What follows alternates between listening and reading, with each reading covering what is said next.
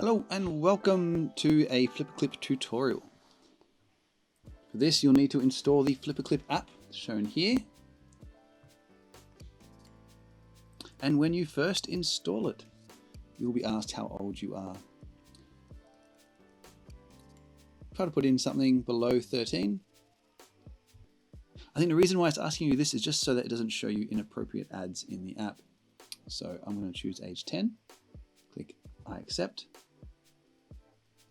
There's a little demonstration which you can go through, but I will lead you through that now. So I'm going to press dismiss. There are some examples here. Let's have a quick look at the flour sack and ball example here. Tap. Down the bottom of the screen, you can, if you scroll along, you can see every single frame that has been drawn by somebody else.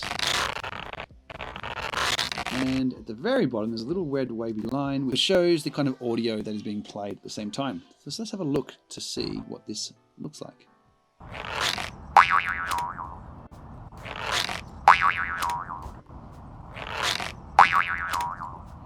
So I'll press stop, and you can see individual frames. Look at this very slight difference of the ball. That looks great. Let's make our own project. So I'm going to press the back button up here at the top left and press on the plus button. I'm going to name my animation ball because I'm going to choose a bouncing ball. I'm going to leave my background as a paper looking background. 12 frames per second is a nice smooth animation, so leave that there. And this canvas size, which is the resolution of your animation, is going to be left at 720p. So click on Create Project. And I can just scribble here straight away. And it shows you down the bottom of the screen a little thumbnail of the frame you've currently done. But I'm going to undo that by pressing this at the top of the screen. I'm going to start with drawing my ground. Instead of having to press the plus button down the bottom here, and then redrawing my ground and maybe getting it wrong every single frame, just a little bit, I'm going to undo that. An easier way to have the ground made for everything the same way for every single frame is by tapping and holding on the thumbnail at the bottom and pressing this little icon with the 2 pages.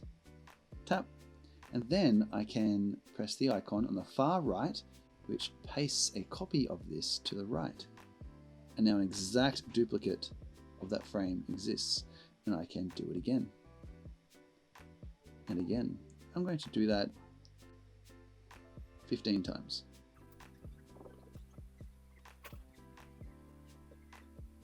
Now I have 16 frames in total that I can add to. I'm going to go back to my first frame and start drawing my bouncing ball. So I think I'll start with my ball here on the side of the screen. Then I'm going to choose my second frame. And you can see that there's a little invisible, you can see there's a little semi-transparent ball there on the side showing me my last frame. So I'm going to overlap this frame again. I'm not going to worry about getting the ball exactly the same shape. And you're going to do this for each frame. And I'm going to slowly bring my ball down in a bit of a nice curve until it hits the ground where it's going to squash. Let's see how that looks. I'm going to drag my timeline back and forth. It's not too bad. So my next one is going to bounce this way. And maybe I'll go down here and then I'll bounce there and hit the wall. So I'm going to press undo to get rid of that and start with my bendy looking ball, and now it's started to go back to its circular shape, and I'm always overlapping part of my last drawing. Well, I've run out of frames, so I'm going to tap on that. And I haven't copied frame 16. It still remembers that I copied that first frame, which is empty here. That's why the ball is not in there when I made a new one. I might need to add a whole bunch more of these. Maybe another 10. There we go, gives me some extra to work with. So back to 18, that's where I'm up to. The ball now hits the ground again, squishes, has that funny shape to it again. Always overlapping.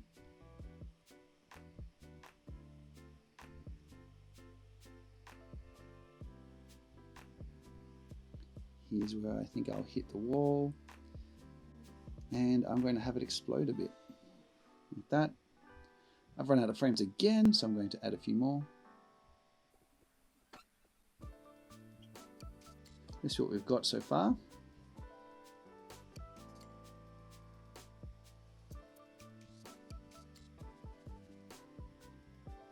It's all there. That looks pretty good. Let's now add a bit more of an explosion.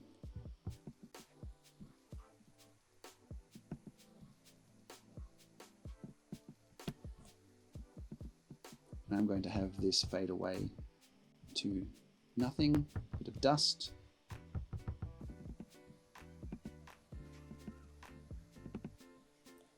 Let's see how my animation looks in total.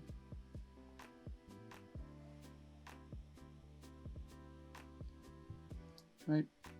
Let's now add an ending credit. So I don't need to have this the ground anymore. So I'm just going to start with my blank frames, and I'm going to start with the letter B. That would be, then I'm going to press the plus button, trace over my B, start with a Y, plus, go over the B and Y, show that for a few frames, so I'm just going to trace it a few times, as good as I can.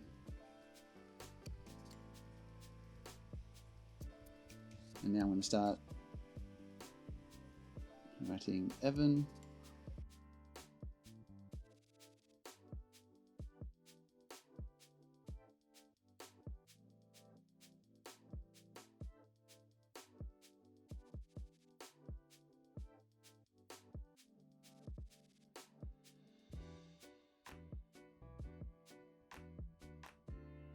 And I'm just going to trace these frames a few times so the viewer will know who did it for a few seconds. Let's see how that looks.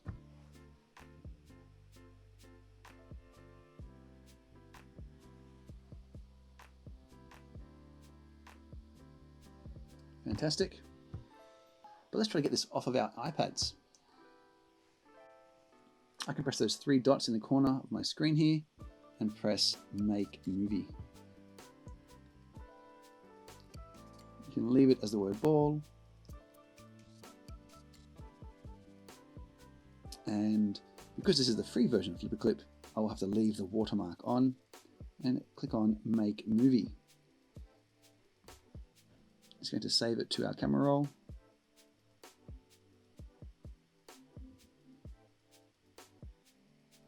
Click Share and Save to my device. I'll have to allow it to access my camera roll.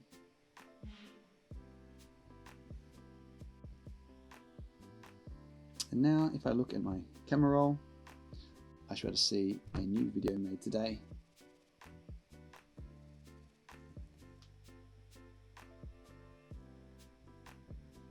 Done. You can share that with your friends. Once you're done, you can close that and press the back arrow at the top left of your screen. And you'll see your project listed here at the top and any movies you've made at the bottom. So in the future, if you want to add to your project, you can tap on the project itself and continue editing and adding animations or deleting frames, whatever else you like. Happy animating!